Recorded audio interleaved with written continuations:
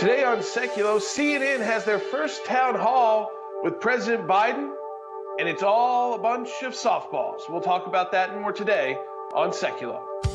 Live from Washington, D.C., Jay Sekulow Live. Phone lines are open for your questions right now. Call 1-800-684-3110. That's 1-800-684-3110. And now, your host, Jordan Sekulow.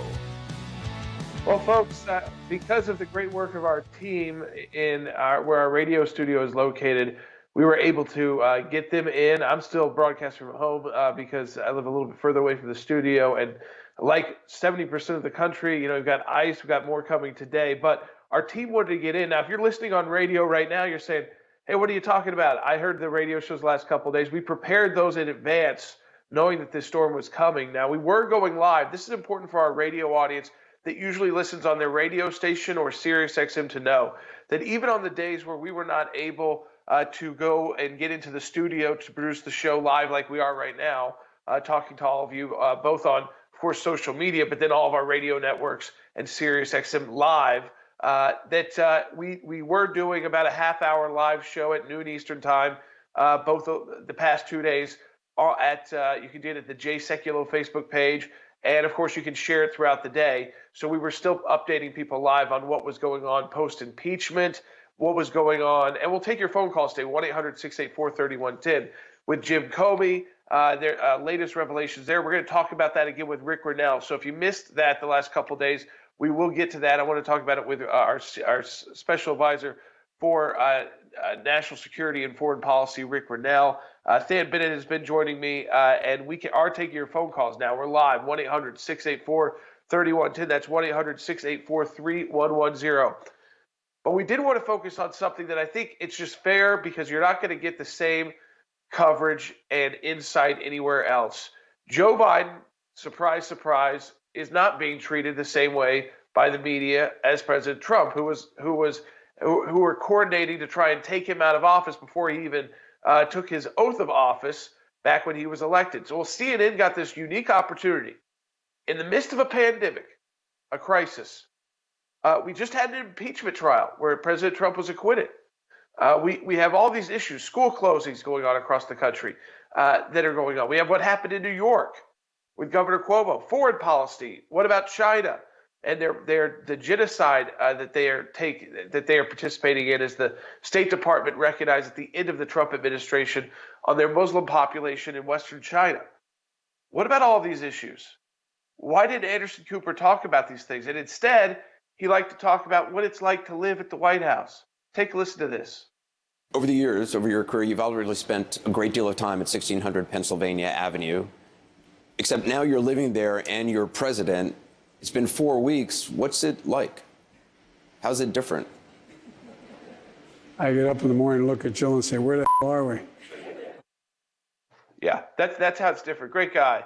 It's so different for him. I want to go to Than Bennett because Than, interestingly enough, what wasn't discussed, and I'm looking down at my screen here because we're not in the normal studio, obviously, so I've got my laptop set up here. But again, there was a lot of focus on the COVID, but then ultimately there's been this back and forth, and the White House has not been clear on a lot of their COVID policy between Kamala Harris, the VP, President Biden, and then Jen Psaki, all saying different things about school openings and vaccines and things like that.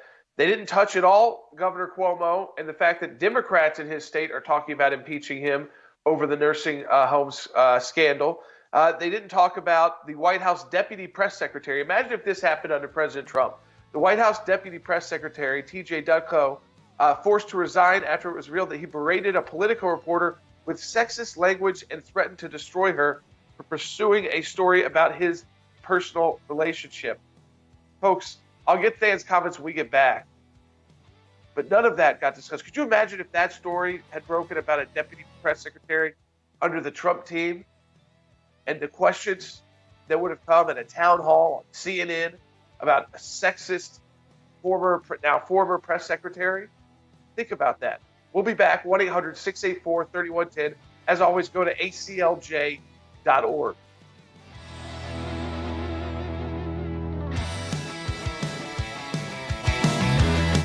Our our first lawsuit of 2021 will be filed by the American Center for Law and Justice. It is involving a serious concern, and that is the infiltration by the Chinese national into Eric Swalwell's office. The woman in question was known as Christine Fong. She was working for the Communist Party of China. The FOIA lawsuit is going to focus on what the executive branch knew, the FBI, the State Department, ODNI, NSA, and others. It's not just Eric Swalwell here. We want to know what the government knew about this and how they were dealing with it or not dealing with it. The fact that he and Nancy Pelosi won't come clean and explain exactly what his relationship with this Chinese spy was suggests that there's some information there that they don't want to reveal. He is not telling the truth when he said that he clearly didn't do anything wrong. We did make the formal request for documents, as you're supposed to do, of course.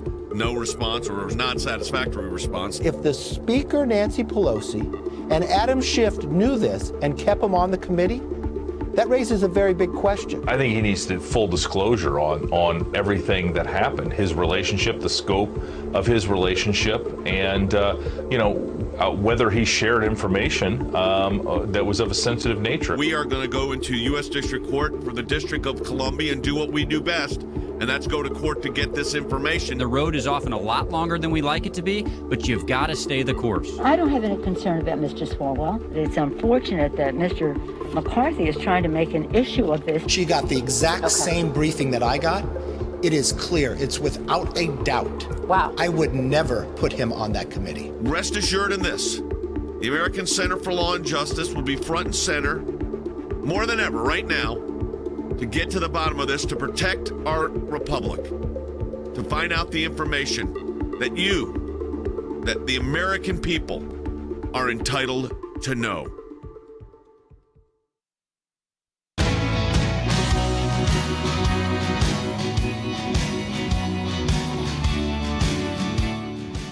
All right, welcome back to Sekulow Radio. I didn't quite get to Than there, but let me set the stage. One, Rick Rennell will be joining us in the next segment of the broadcast. We're going to be talking about issues that we haven't been able to talk to you about on air with all of our broadcast stations and Sirius XM. We were going live on social media these last couple of days, but we are where our studio is still covered in ice. Our team was able to get in safely just for the show today, but then it's got to scoot out of there before the next wave comes through. And then hopefully we will be back kind of regular. I'm hoping tomorrow, but at least by Friday. But we'll still be live on the air hopefully tomorrow with live programming and throughout the week.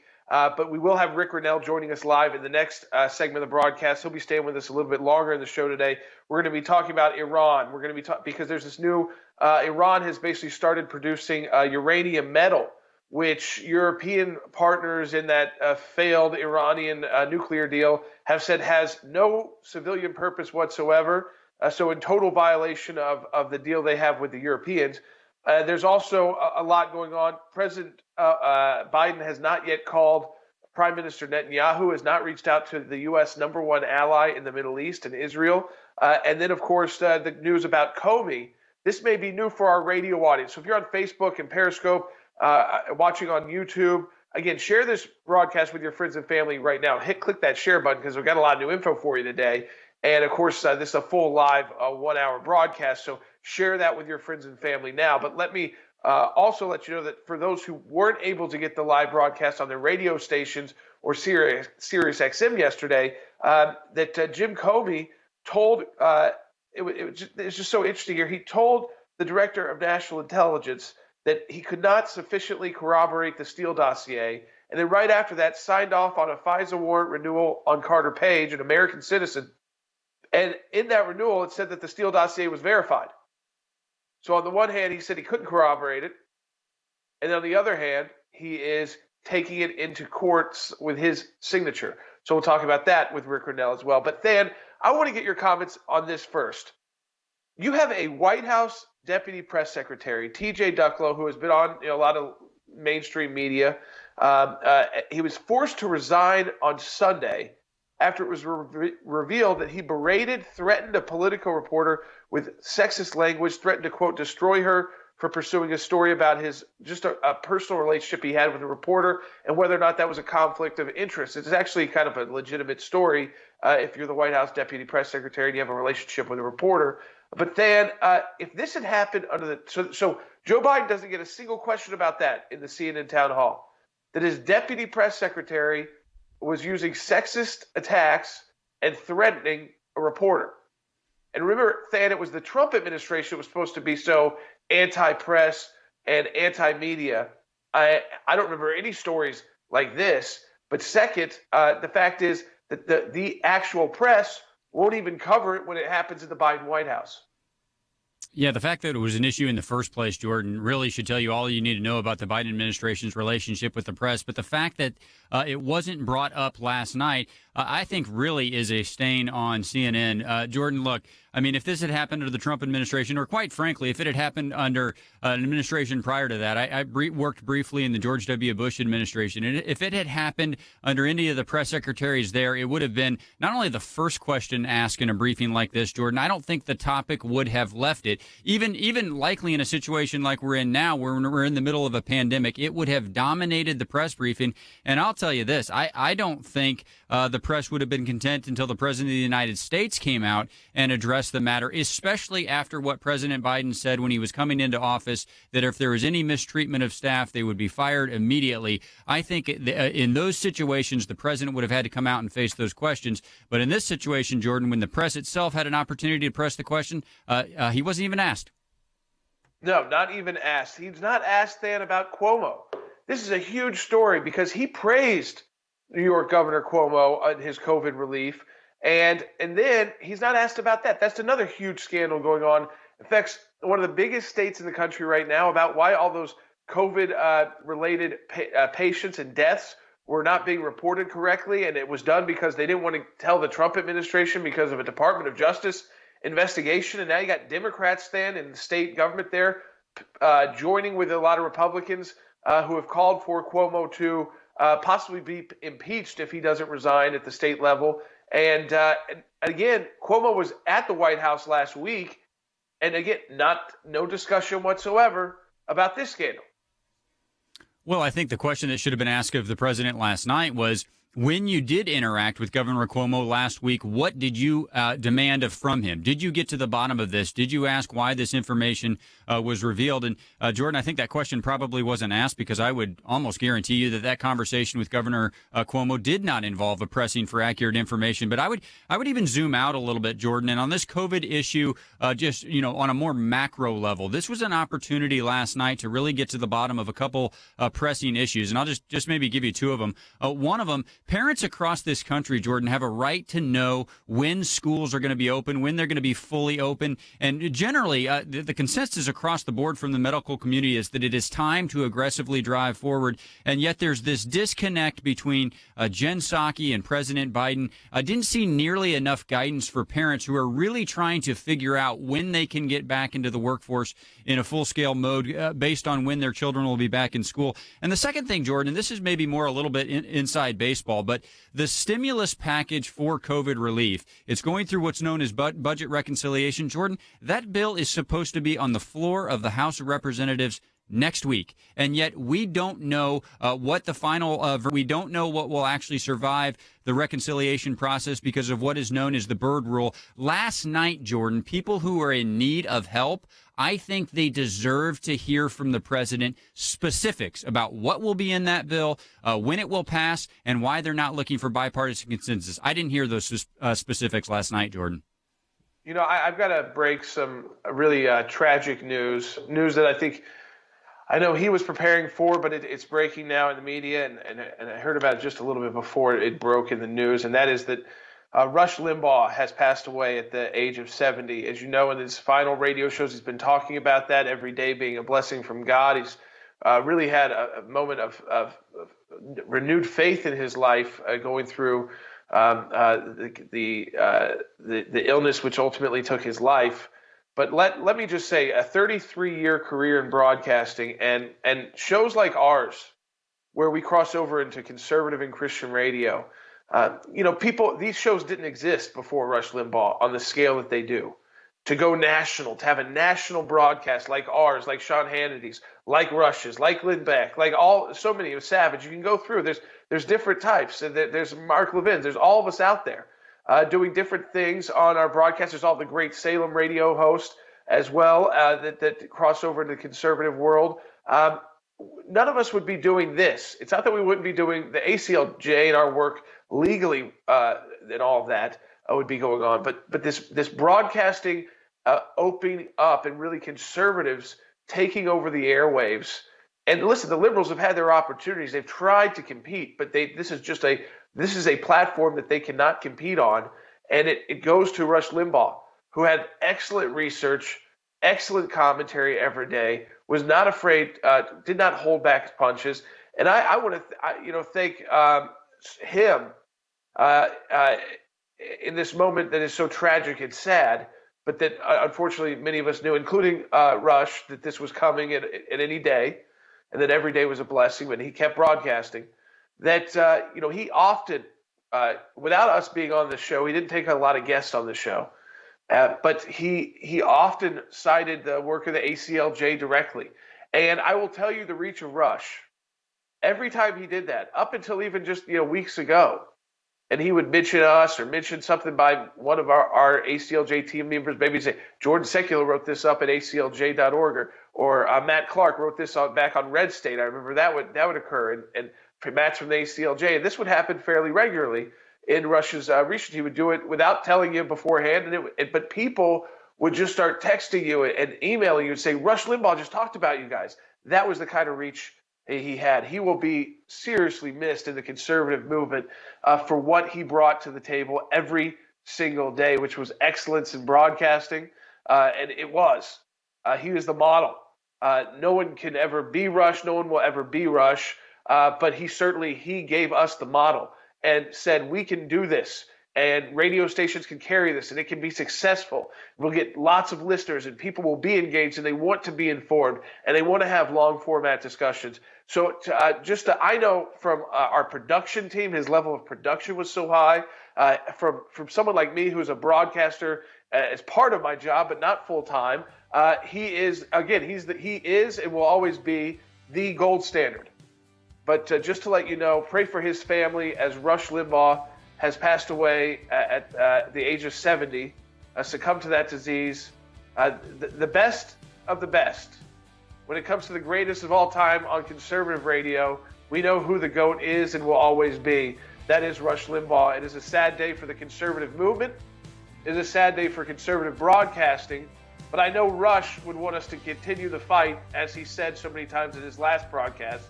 And that's what we're going to be doing.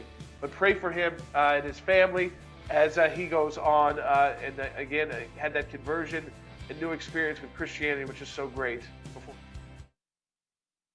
Tensions are heightened in the Middle East. Iran shooting off its own missiles in a drill in the country's desert, capable of hitting U.S. bases in the region. The president has said that if Tehran resumes strict compliance with the 2015 nuclear agreement, the U.S. would rejoin as a starting point for future negotiations. This is a Biden administration that is saying, Iran, we're going to lift economic sanctions, we're going to rejoin the nuclear deal. So you would think if they thought that the Biden administration approach was the correct approach, rushed right back into the failed Iran nuclear deal, and Iran will suddenly be nice. And yet it's the opposite. Iran also informed the UN it would begin enriching uranium to 20% at its Fordo facility.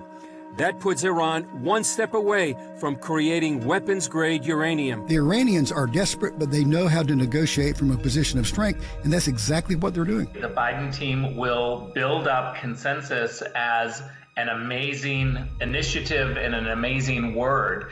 But consensus at the UN means that you have 15 members of the UN Security Council agreeing to a statement or a policy position. This is really dangerous for America. You can't just jump back into the JCPOA.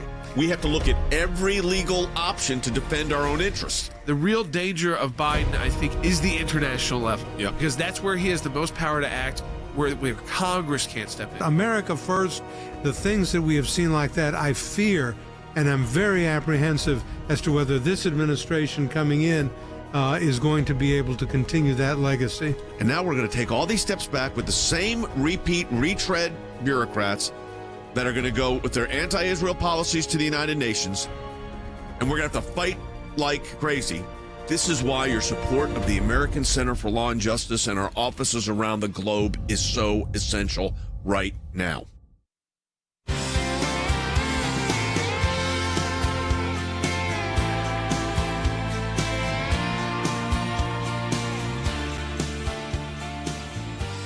right, welcome back to Sekulow. We are taking your calls at 1-800-684-3110.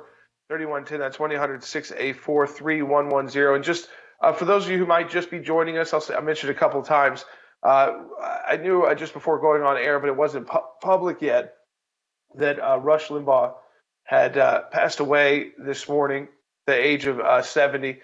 This is a huge loss for the conservative movement. But I also know Rush would want us all to push on. He really set the template for us to do these kind of broadcasts that cross over into the conservative and Christian world. And then also for people like Sean Hannity. The list goes on and on. I can't name everybody because he was the gold standard. He is the gold standard, the greatest of all time.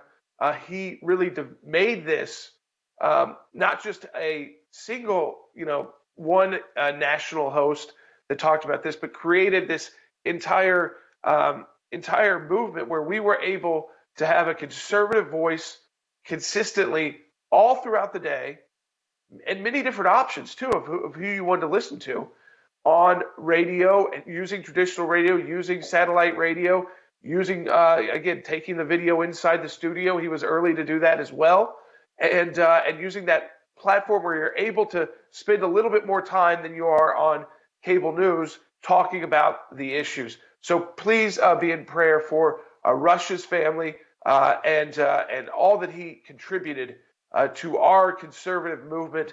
I will just tell you again, just an example of his reach every single day. Anytime Rush would mention a blog by the ACLJ and he'd call one of our names out, and again, he didn't tell you, he just was going through his research or something that we were doing. I can tell you, my dad would tell you that, and our team would tell you, everybody would start texting and saying, Rush Limbaugh is talking about what you're doing right now and about what the ACLJ is doing.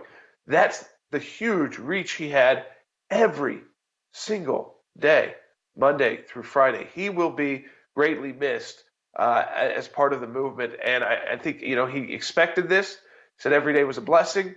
And we know he is in heaven and his Christian faith renewed. So again, just prayers for his family. I want to go, though, because I want to do what Rush would want us to do, which is to keep on keeping on these battles. I want to go to Rick Rennell, our Special Advisor for National Security and Foreign Policy. He's joining us live. Rick, I want to ask you first, this news about Iran. We talked about yesterday online. We weren't able to broadcast live because of these ice and snowstorms, so we weren't able to be on our radio stations and Sirius XM. But Rick, we saw in the news that Iran is now producing uranium metal, and that even the European members of the JCPOA, like Germany and France and the UK, they're saying, wait, there is no civilian purpose for this whatsoever. And they're now in this back and forth with the Biden administration saying, if you don't lift sanctions, we're not going to take action. The Biden team is saying, you've got to stop doing this before we lift sanctions. But they still want to get inside this bad deal. Rick, what do you think about all this? Well, before I get to that, Jordan, I hope that you don't mind that I just take a second to say I hope we're all praying for Rush's family. It is a huge loss. He's been personally so great to me and always pushing forward on the conservative movement. He's been a real leader, and we now need a few people to step up and to try to take his place in terms of being on the front lines and fighting. So we have a soldier down and we need others to step up. And I'm glad that ACLJ is growing and being a part of that, because I think they'll have a big role to play going forward. When it comes to Iran, the one thing that I just want to say in terms of America and our European allies, we have been on the same page with them. The media doesn't like to report it, but we both agree that Iran must not get a nuclear weapon. We share the same goals. The Europeans and the Americans all see Iran as a problem, and we share the same goals. Where we have differed is on the tactic. And when information comes out that Iran has been lying and sneaking and trying to get the pieces of a nuclear program behind the back of the international community, this sends a shockwave into Europe, and they are very clear about joining with America to stop Iran from getting this. Now it's up to the Biden administration to package the diplomatic push. But what we should do is not allow Iran to somehow pretend like they can get away with this. We need to be united and hit back very hard. So I mean, I think also, I don't even mean military. Let me be very clear. Hit back diplomatically very hard and in unity.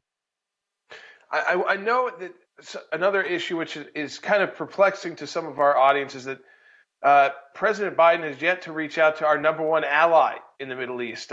He's yet to have a phone call with Prime Minister Netanyahu. These are calls that are usually made pretty early on in administration. He certainly had time to do it when there was focus on this kind of bogus impeachment trial and not as much focus on his administration. And yet we find out he still has not yet made that phone call, Rick. I mean, what kind of message does that send to a part of the world that was just starting to make peace with Israel in a public way and try to kind of reshape alliances, if you will? It's unacceptable. It's unbelievable that after 30 days, the president of the United States, the new president, has still not called our greatest ally in the Middle East, Israel. The leader of Israel has not received a phone call from the president of the United States. That is shocking. I think when you look at the news of this past weekend, where we know that President Biden took at least 15, 20 minutes to play Mario Kart with his granddaughter, I think that the priority should have been to call Israel. I understand that he needs a little time off, but when you haven't called Israel in 30 days, that's a snub. That's a purposeful avoidance of Israel. That is not a we'll get to you. This is a strategic belief by Jake Sullivan at the National Security Council that they're going to snub Israel. Now, I find it really astonishing that around the same time that we're snubbing Israel, Iran steps out and tries to come clean a little bit on what we know that they've been working on. This is a test of the Biden administration to say, what are you going to do about it? We see you're distancing yourself from Israel, but now we're going to try to show the world that we want to be the regional power broker. And that goes up against Israel, against many of our allies. And once again, I call upon Jake Sullivan to actually think through some of these issues that he's ignoring.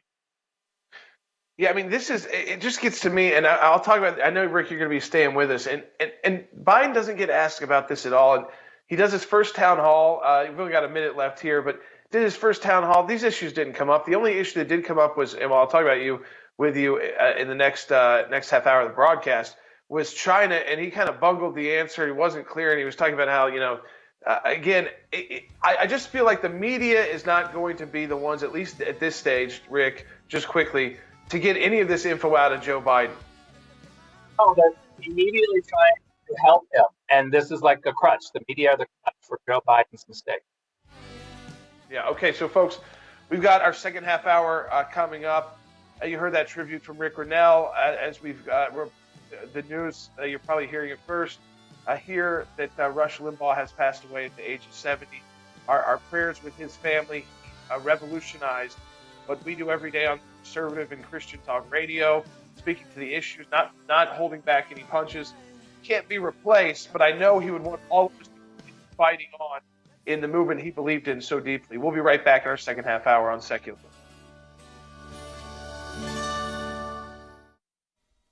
We're in a fight for life that is incredible right now. Barbaric and horrific. This is the New York State's law on unrestricted abortion. No protection for the unborn child. Not only they passed it, they celebrated it. Zero protection. Used to have personhood protection. Right. Now they don't. That is now all completely repealed. We've handled a series of cases involving those that are being persecuted for their faith. They called it terrorism, but they actually use in the indictment itself the word Christianization. A principal comes and yanks your Bible away. A teacher became aware that the student was reading from the Bible. We're here standing for these kids and their families, prohibited from meeting with other Christians during recess. We do have to fight against them when they occur, otherwise those abuses will win the day. This is a fight that you're going to have to be engaged in. It's already a long-term struggle. It is not over. We are so grateful to the people who prayed for us, and we are so grateful for ACLJ.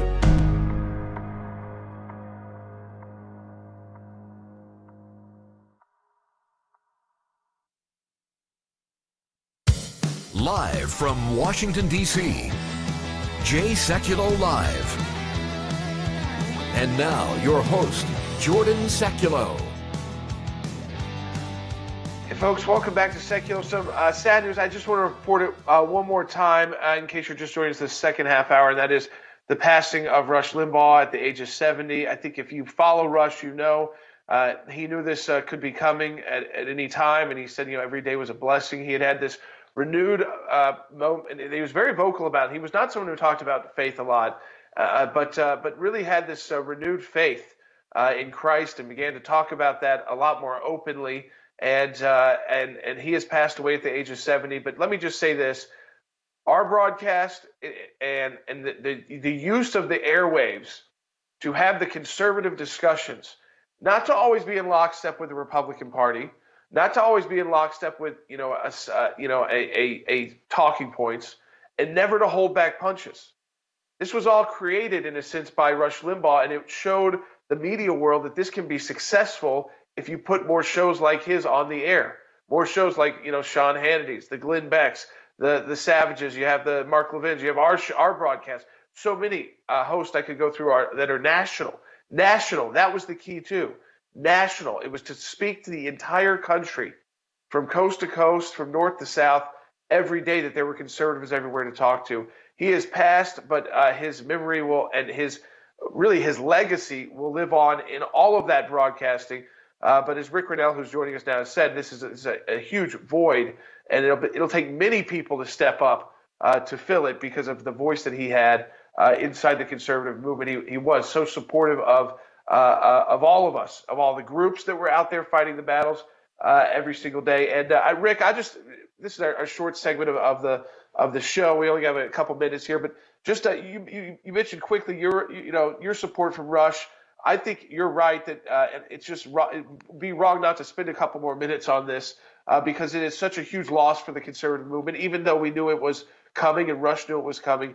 And the fact that he did, without even having to have you on as a guest or even contact you directly, he would support the ACLJ, be reading at our blogs, naming us by name, and we get all these emails and texts from people so excited. That was happening until the final days of his life.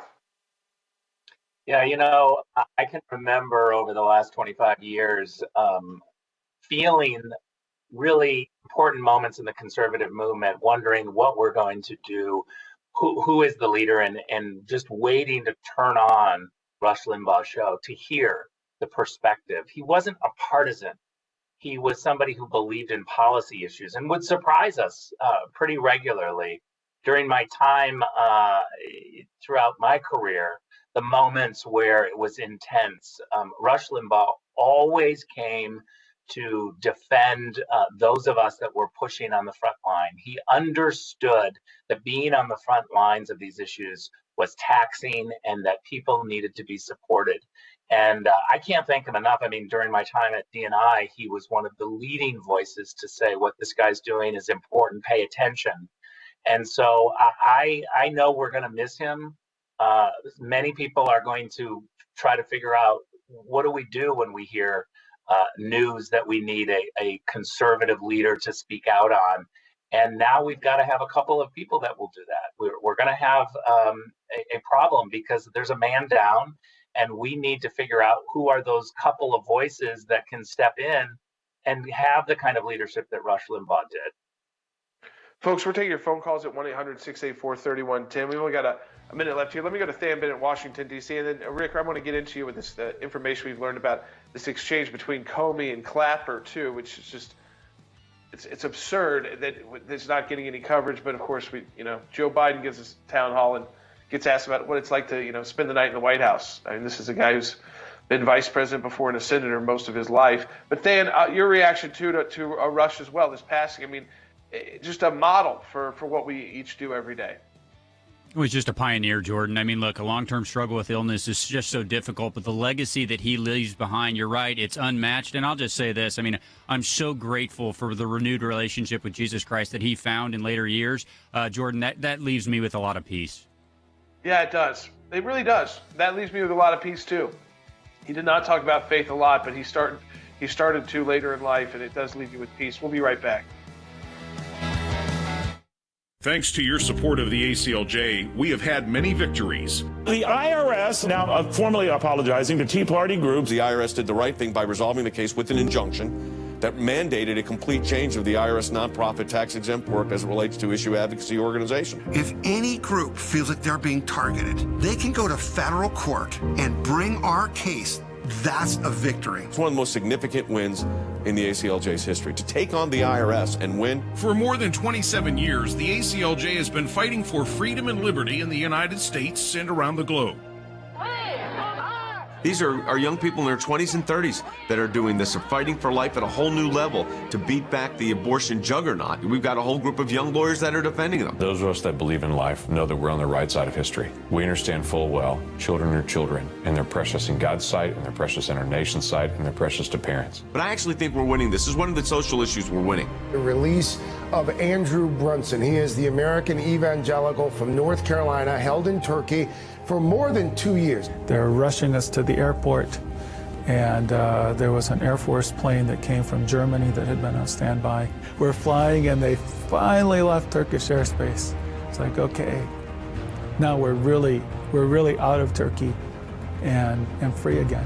We're grateful to ACLJ who put it out to these people, they were getting all this out. All of the people who prayed for us through ACLJ and through your contacts, I'm thankful, I'm grateful, and actually I'm astounded. We need your help as we continue this work here in the United States and around the world. Join us online at the American Center for Law and Justice at aclj.org.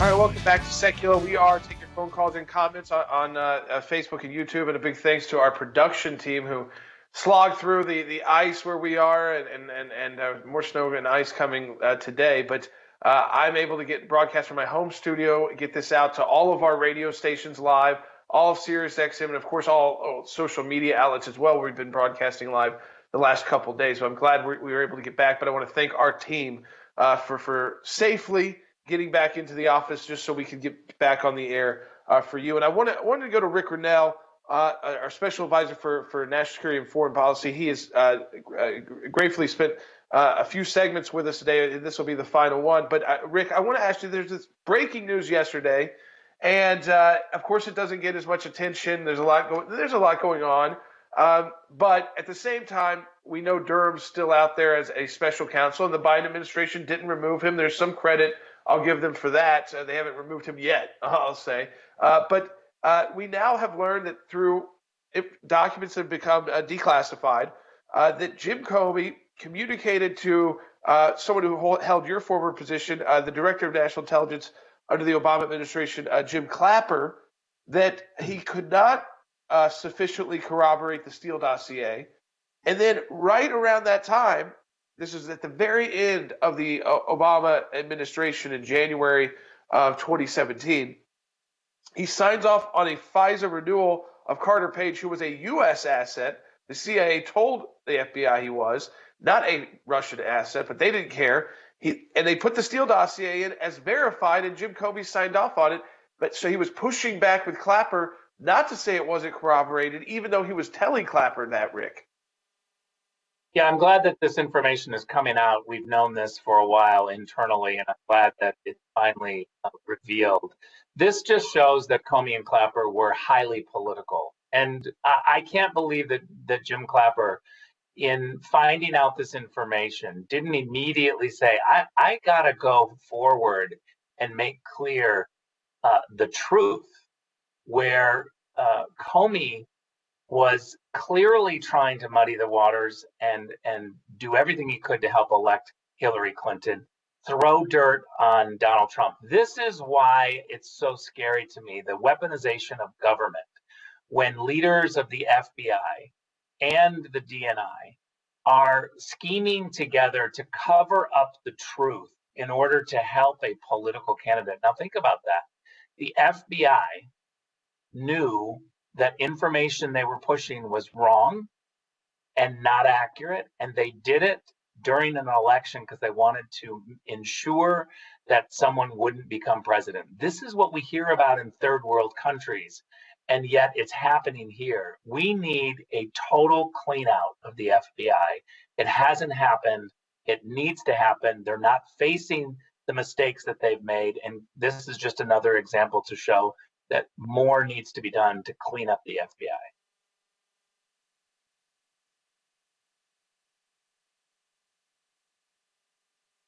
Written about for us at aclj.org, and that's the nomination of Bill Burns to lead the CIA. I know we've talked about it on this broadcast before, but I really think a couple of nominations that are out there, both Bill Burns and then also Javier Becerra to lead the HHS, represent some real problems for conservatives, for people seeking consensus on these issues.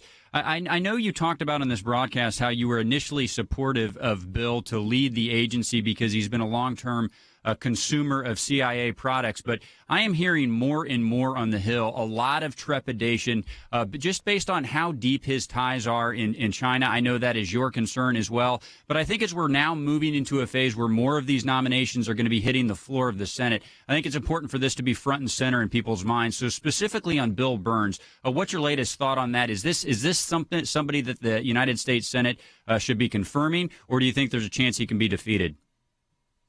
I definitely think there's a chance that he can be defeated with the new revelations about his ties to China. Let's be clear, he had a diplomatic career that was impressive.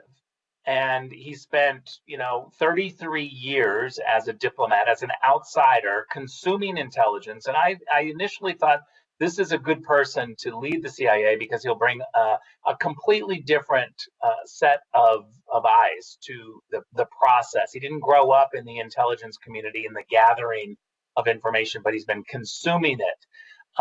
But what he's done the last 6 years after he left the diplomatic community is of concern. For 6 years, he's been raising money for his NGO, leading an NGO, which has largely been focused on China and cozying up to China and getting our congressional staffers better relationships with Chinese communist leaders.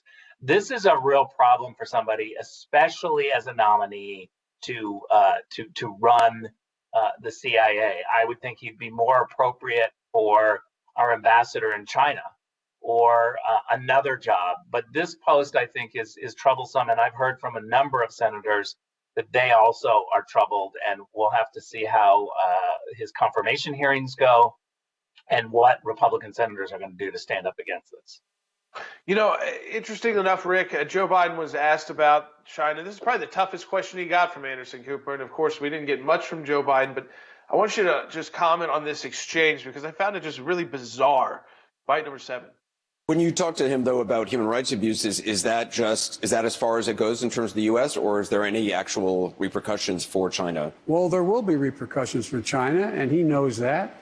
What I'm doing is making clear that we, in fact, are going to continue to reassert our role as spokespersons for human rights at the UN and other agencies that have an impact on their attitude. China is trying very hard to become the world leader.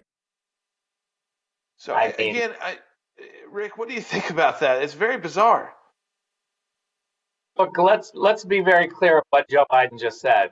He said we're going to utilize the UN and we're going to do what we can through the UN. China and President Xi love that answer. That's exactly what they want because at the UN, China plays a duplicitous role. They get a veto at the Security Council as a superpower. But they also, outside of the UN Security Council, organize with a group of developing nations called the G77. So they have all of these small developing nations looking to them to say, yeah, we're all in the same boat. We're all for developing nations. And China plays that role because they have that side of China, which is poor and which is still developing. And so we've allowed China to have this dual role at the UN. And when Joe Biden says we're going to just go to the Human Rights Council and bring up our issues, China loves that. That's the weakest possible answer I also think that Joe Biden should have just said to Anderson Cooper, I'm not going to tell you about my conversations with President Xi, but make no mistake, I've made clear on this, that, or the other. To go into detail of what he said to a world leader, I think really gives it away that the conversation was one way and that China presented what they wanted and we just acquiesced. Well, yeah, in this next question, Anderson Cooper followed up. And again, what's astonishing is that Joe Biden is basically saying in this next comment, I'll play it for everybody and get Rick's reaction, is that, well, this is the Chinese way of governing. Take a listen, bite 5. We can't. My comment to him was, and I know him well, and he knows me well. We're a 2-hour conversation. You talked about this to him. I talked about this too, and that's not so much refugee, but I talked about it. I said, look, Chinese leaders, if you know anything about Chinese history, it has always been the time when China has been victimized by the outer world is when they haven't been unified at home. So the central, vastly overstated, the central principle of Xi Jinping is that there must be a united, tightly controlled China. And he uses his rationale for the things he does based on that. When China has been victimized by the outer world is when they haven't been unified at home. So is Joe Biden, Rick, excusing the concentration camps for the Muslim community in China? Joe Biden has a 42-year career of being an apologist for China. It's why they overplay Russia. It's why they say, don't look at China. It's why Hunter Biden's laptop is so important. They have hired individuals like Jake Sullivan and others that have, on the record, said some really outrageous predictions about the rise of China. This is a team that doesn't believe that we can beat China. Remember, he said, they're going to eat our lunch, or flip-flopping saying they can't eat our lunch. He doesn't have any type of vision other than being friendly. He wants everyone to like him. And therefore, this consensus idea with Europe and with others is going to reign the day. We aren't going to get policies that are good for the United States. We're going to get policies that are good for the global community. Rick, thanks for joining us as always, and for your work that you're doing with the ACLJ. We couldn't do that, folks, without your support of the American Center for Law and Justice. Have people like Rick Grinnell as part of our team. Support the work of the ACLJ at aclj.org. That's aclj.org. Think about all the issues we just dissected with Rick as a former ambassador, former acting director, a decade at the UN. We couldn't do it without you. We'll be right back on Sekulow.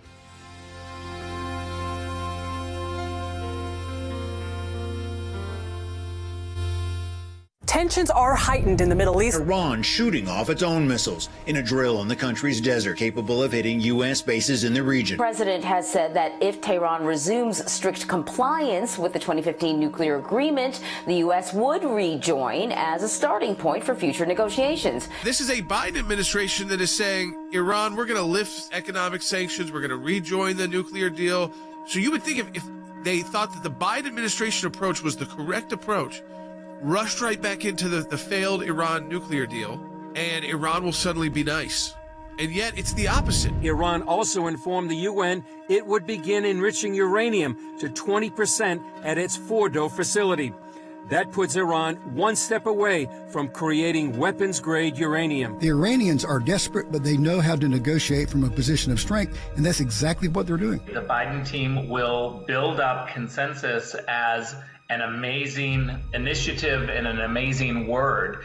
But consensus at the UN means that you have 15 members of the UN Security Council agreeing to a statement or a policy position. This is really dangerous for America. You can't just jump back into the JCPOA.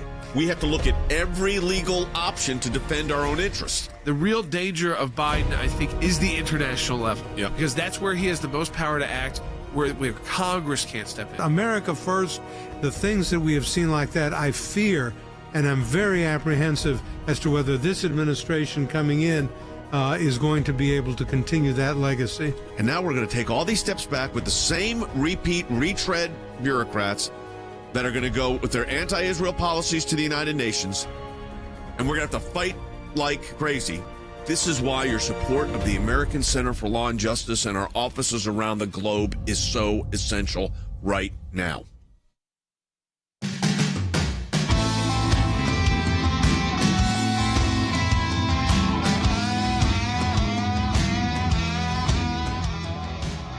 Welcome back to Sekulow. We are taking your phone calls at 1-800-684-3110 if you want to join us in this last segment. I know it's been a packed-in show because we have been doing these online broadcasts for our online viewers of Sekulow the last couple of days because of the ice storm that's hit so much of the country.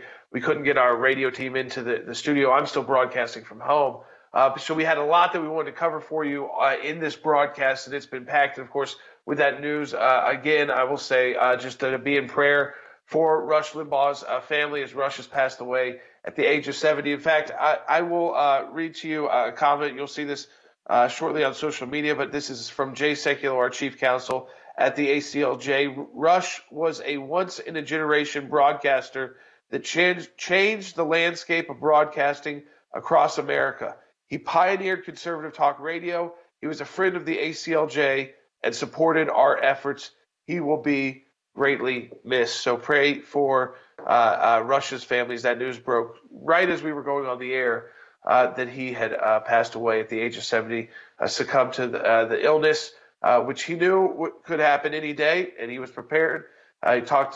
This was not someone who, for most of his career, talked much about faith in his broadcast, but he started to talk openly about his faith and his renewed relationship, his renewed Christian faith with Christ. And as Stan said, I think that adds peace for probably a lot of his family, but I think for a lot of his listeners as well, that we know he had that peace inside of him, and we know where he is right now, not suffering anymore from that painful illness. I want to go to Than Bennett. Than, there is a lot to talk about when it comes to China. We were talking about with Rick and our work. Just this idea that China, well, this is just how they want to lead, and they've got to unite their country. So the genocide they're taking part in, don't worry about that because China gets attacked when they're not united. I mean, that was crazy to me if you actually unpack that.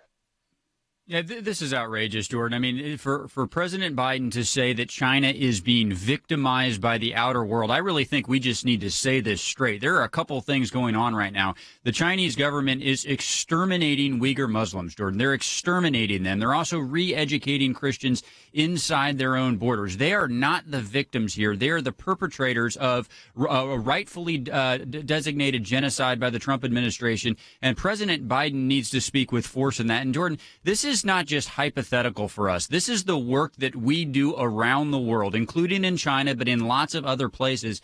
And if President Biden wants to lean on the United Nations to be the answer here, this is true whether you're talking about Iran or China, by the way. The only way the United Nations is a force for good in the space of persecution is if the United States leads the way. If the United States is not going to lead the way, Joe Biden can say all he wants that there will be repercussions. Jordan, there won't be repercussions for China unless the United States is the driving force behind them, whether the United Nations is the vehicle or not. So I'm going to say it again. China is not being victimized by the outside world. They are the perpetrators of genocide against Uyghur Muslims and the re-education of Christians. That is absolutely backwards. And whether you support President Joe Biden or not, Jordan, he has got to get this straight. It seems like that is the biggest issue, Than, with his administration, whether or not it's the school openings. I mean, they're getting slammed that, their goal in the first 100 days is that schools open one day a week. I mean, that is not exactly school, getting things open. That's not exactly big ideas and setting high achievements. And then, when it comes to the vaccines, they're all over the place with the CDC guidelines on the school openings. They're all over the place. And then with China, all over the place. But President Trump, he has not done this much since leaving office, has just started commenting, and Fox News is carrying it, on the passing of Rush Limbaugh. I don't want any of you to miss President Trump commenting on Rush. Take a listen. In recognition of all that you have done for our nation, the millions of people a day that you speak to and that you inspire, and all of the incredible work that you have done for charity, I am proud to announce tonight that you will be receiving our country's highest civilian honor, the Presidential Medal of Freedom.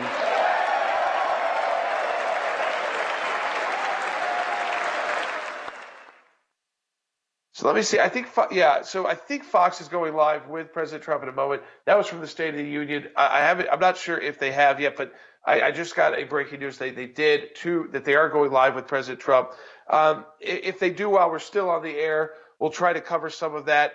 If not, again, that's just unique because how big this is when it comes to Rush Limbaugh. But I want to go back to Than while we're having this discussion too.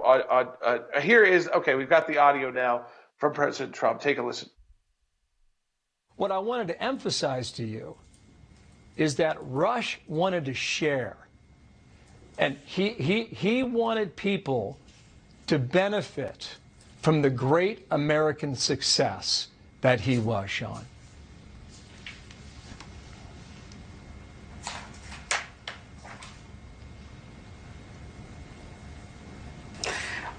Bill Hemmer and Sean Hannity. Let me jump in. I think Sean. Of course, we'll talk about that in his relationship with Rush Limbaugh. They say they were going to have the President of the United States. I guess that will be happening later on their broadcast. So again, excuse us for the back and forth there, but I just wanted you to have the opportunity to hear if it was the president, former President Trump, commenting on Rush. So again, we were trying to go to that live. Let me go back to Than. So Than, I just see, if this is how the media is going to treat it, they're not going to ask about Cuomo covering up nursing home COVID deaths. They're not going to ask about his deputy press secretary. I mean, I can't even imagine if it happened under President Trump being fired or having to resign for using sexist attacks on a White House correspondent and threatening them that they'll destroy them and their career if they wrote about a fair piece, which was their personal relationship, dating a reporter, and they're supposed to be the White House deputy press secretary, and how there could be a conflict there. Now they've resigned. Anderson Cooper doesn't talk about that. He doesn't push on China and the fact that they've got concentration camps going, and he lets off a pass that it goes on and on. And the final question, what's it like living in the White House? Well, Jordan, the American people deserve straight answers from the president. They just do. And that's true whether you're a supporter of Joe Biden or whether you did not vote for him. And look, there are a couple of issues that I really think he should have been pressed on much, much harder. One of them Rick talked about when he talked about the fact that he has not called our strongest ally, leader Bibi Netanyahu of Israel. Jordan, that's not acceptable at this phase of the administration. And then closer to home, we talked a little bit about the COVID issue. It's not just parents who want to know when their kids are going to be back in school. But Jordan, he started his whole answer on that by not being straightforward. He said, we didn't even have a vaccine when I came into office. Jordan, he got his vaccine before he came into office. So look, he's just got to shoot the American people straight. These are issues that we're really facing. He might have his vaccine, but many members of our family, Jordan, we don't. We deserve straight answers from the President of the United States. Yeah, the American people do too. And these lines and the way they're having to go around to try to find the vaccines. And this was supposed to be the administration was supposed to make it, streamline everything. Well, they're not. And on foreign policy, it's a disaster. Let me just, again, close out today. We are praying for Rush Limbaugh and his family. It's a huge loss for the conservative movement. But I know Rush would know that there'll be many soldiers to stand, and as Rick said, we've got a man down, and it'll take many to fill his place. So prayers for him and his family as Rush Limbaugh has passed away at age 70. We'll talk to you tomorrow.